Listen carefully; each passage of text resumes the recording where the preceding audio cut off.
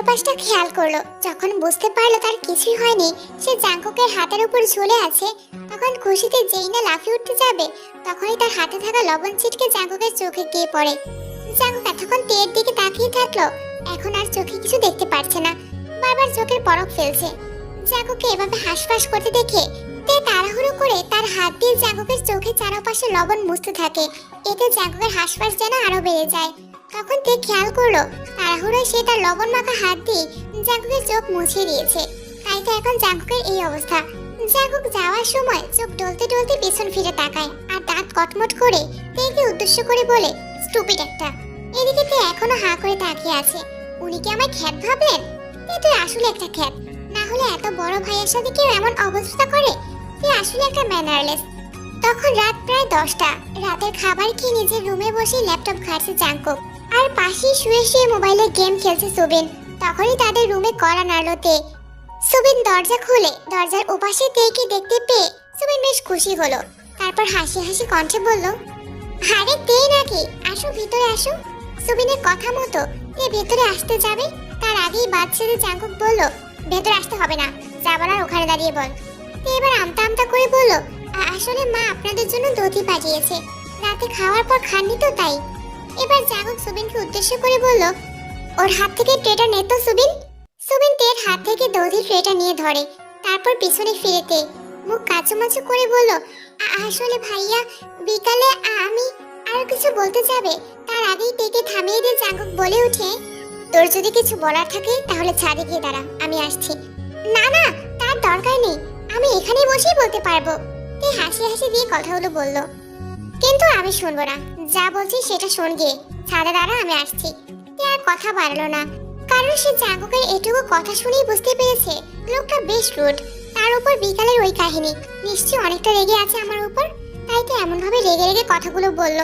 যতই হোক আমাদের বাড়ি মেহমান, ক্ষমা না চাইলে হয়তো মাকে বলে দিবে, তখন আবার মা আমাকে অনেক কথা শোনাবে।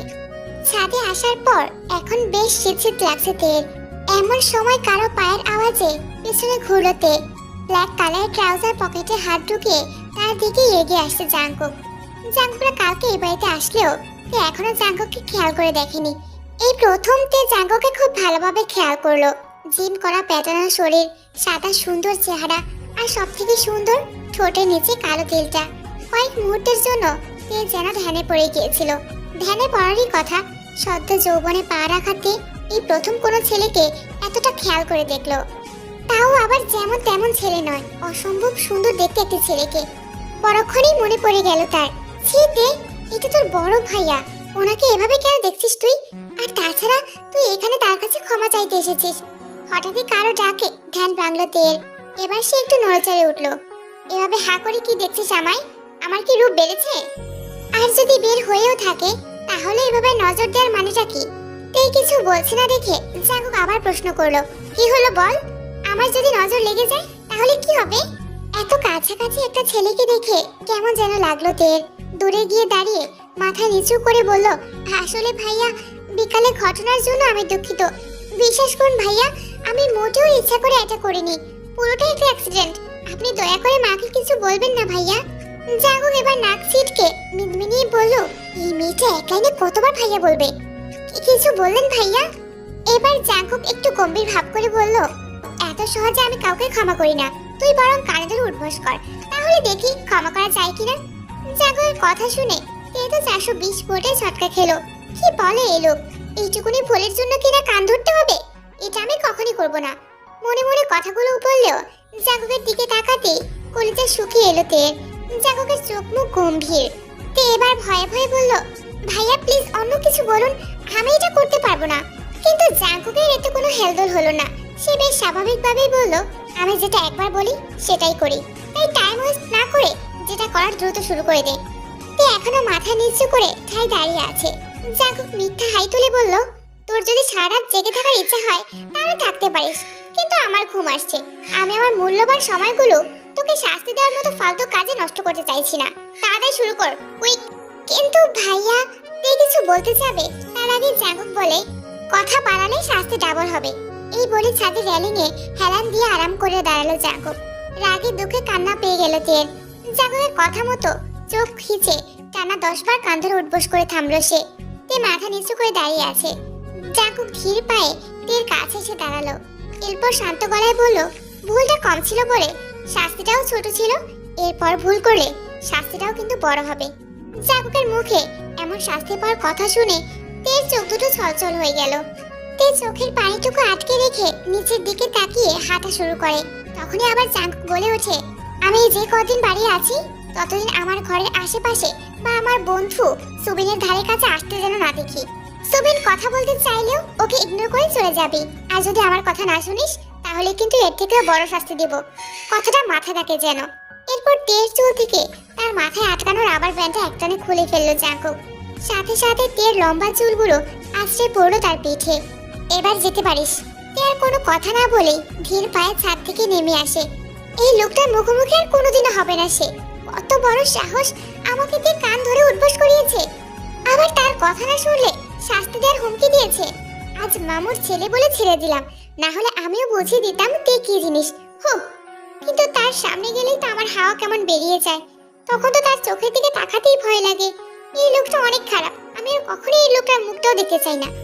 অন্যদিকে নিজের হাতে পেঁচিয়ে রাখা তের রাবার ব্যান্ডের দিকে তাকিয়ে আছে জাঙ্কুক। তার চোখগুলোতে কেমন নেশা ধরে আছে। সরি জান, তোকে কষ্ট দেওয়ার জন্য।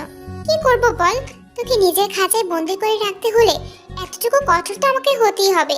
তোর সৌন্দর্য যে ঢেকে রাখলে আলো ছড়ায়। আমার কলিজার বন্ধুও যে তোর উপর ক্রাশ খেয়ে বসে আছে। এখন ওকে কিভাবে বোঝাবো তুই যে আমার অনেক সাধনার ভালোবাসা। কতগুলো বছর পর তোকে দেখতে পেলাম আমি, কিন্তু তুই তো এখনো ছোটই রয়ে গেলি। তোর সামনে আসলে নিজেকে ধরে রাখা খুব কষ্টকর হয়ে পড়ে। তাই তো তোকে আমার থেকে দূরে থাকতে বলেছি। তবে চিন্তা করিস না, আমার থেকে তোর নিস্তার নেই। তুই সারাটা জীবন আমার ভালোবাসার খাঁচাতেই বন্দি থাকবি। আনমনে কথাগুলো বলে হাতে পেঁচানো তেল রাবার ব্যান্ডটিতে পরম আবেশে চুমু খেলো জাঙ্কুক। কেটে গিয়েছে বেশ কয়েকটা দিন। সেদিন থেকে জাঙ্কুককে দু চোখে দেখতে পারে না তে। জাঙ্কুকের থেকে গুনে গুনে 10 মাইল দূরে থাকে, কারণ জাঙ্কুকে দেখলেই তার ওই লজ্জাজনক শাস্তির কথা মনে পড়ে যায়। বিয়ে উপলক্ষে তেও বেশ খুশি। এদিক সেদিক নেচে বেড়াচ্ছে সে। হঠাৎই তার মামের ঘরের সামনে দিয়ে যাওয়ার সময় কারো ধমকাধমকির আওয়াজ শুনে পা থেমে যায়। সে ব্যাপারটি বোঝার জন্য একটু উকি দিল এবং দেখতে পেল জাঙ্কুক মাথা নিচু করে দাঁড়িয়ে আছে। আর তার মা তাকে কিছু বারবার বোঝানোর চেষ্টা করছে। আর জাঙ্কুক তাতে বিরক্ত হয়ে বারবার সেটাতে অসম্মতি জানাচ্ছে। তুমি কি ভুলে যাচ্ছ তোমার এসব পাগলামির জন্যই তোমাকে বিদেশে পাঠিয়ে দেওয়া হয়েছিল? কিন্তু মা, আমি এখন যথেষ্ট অ্যাডাল্ট, আমার যথেষ্ট এবিলিটি আছে। তোমার নিজেকে কন্ট্রোল করার কোনো এবিলিটি নেই, মোটেই নেই। সেটা সেদিন রাতে আমি নিজের চোখেই দেখেছি। আসলে সেদিন রাতে তের সাথে জাঙ্কুক যা যা করেছিল সেটা তার মা আড়াল থেকে সবটাই দেখে ফেলেছিল। কিন্তু মা, তুমি যা ভাবছো তা নয়। আমি তো ব্যাস জাঙ্কুক, আর কিছু শুনতে চাই না আমি। যতদিনে তোমার রাগ জিদ এসব কন্ট্রোল করতে না পারছো ততদিনে আমি এ নিয়ে কোনো কথাই বলতে চাই না, শুনতেও চাই না। তাই এ নিয়ে আমি তোমার কোনো আশ্বাসও দিতে পারছি না। আগে নিজেকে কন্ট্রোল করো, তারপর আমি ভেবে দেখবো কি করা যায়।